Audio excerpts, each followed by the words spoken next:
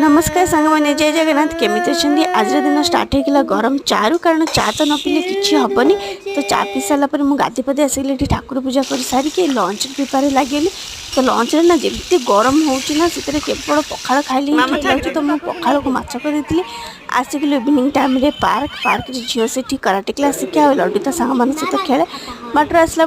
मुझे आसती मोमोज कारण मोमोज मत बहुत पसंद झील को बहुत पसंद आम बहुत ही शौक से खाऊ जानचे डेली डेली मैदा खावा भल नहीं कि कौन करवा नहीं आसली तो राति आम बनता रुटी तो ये देखो लड्डू आपण मानक शिखा रुटी केमती हम जो मानकर गोल रुटी न हो देखो एमती अटा टिके ने